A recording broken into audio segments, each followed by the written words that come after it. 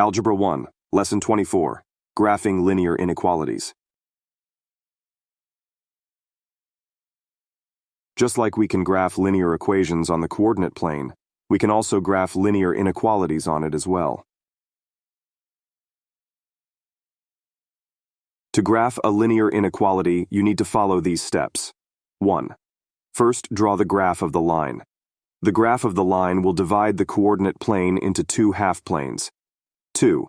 If the inequality contains a less than or equal to, or greater than or equal to sign, the line will be solid, meaning all the points on the line are part of the solution. 3. If the inequality contains less than or greater than, the line will be dashed, meaning all the points on the line are not part of the solution. 4.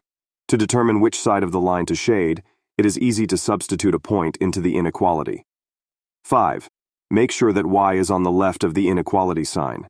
That way you will know the y-intercept and the slope to make it easy to graph the line. 6. Draw a solid or dashed line based on the criteria in steps 2 and 3. 7. Shade the appropriate region.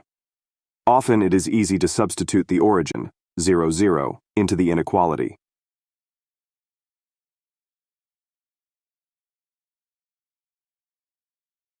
Let's do some examples.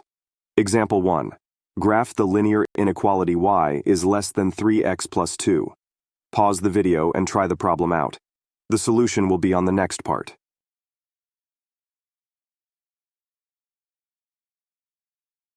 The graph should look like this.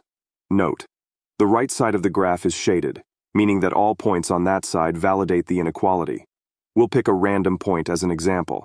Let's pick the point 2 minus 3.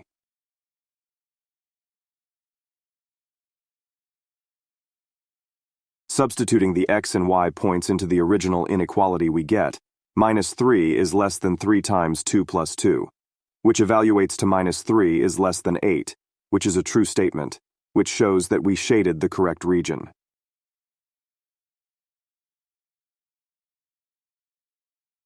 On the other hand, if we pick a point on the non-shaded side, like say, minus 4, 2, substitute the x and y values into the original, and evaluate, we'll get 2 is less than minus 10, which is not true, so we also confirmed the region that point is in should not be shaded.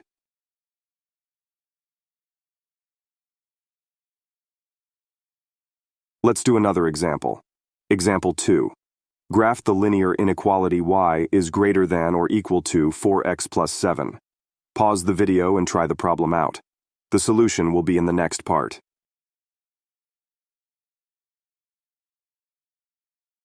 The graph should look like this, with a solid line drawn through the x and y intercepts and the left side shaded. Let me also ask this question though. Is the point, negative 7/4, 0, a solution?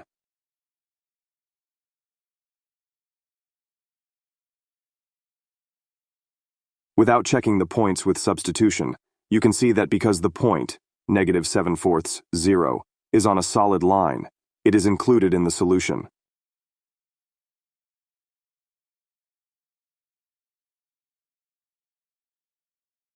If you're too lazy to do work to figure out which region should be shaded, you can just intuitively remember that less than means that the shaded region is below the line, and that greater than means that the shaded region is above the line.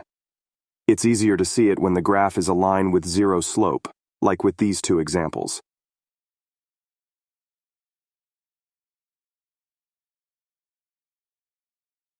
This concludes our lesson on graphing linear inequalities. Most of the work in this lesson is just a review of graphing linear equations, just with those important properties that are mandatory to have when graphing linear inequalities. If you need to, you can review the lessons on solving linear equations and graphs of linear equations. For now, let's close this unit and move forward to the last one for this course. See you there.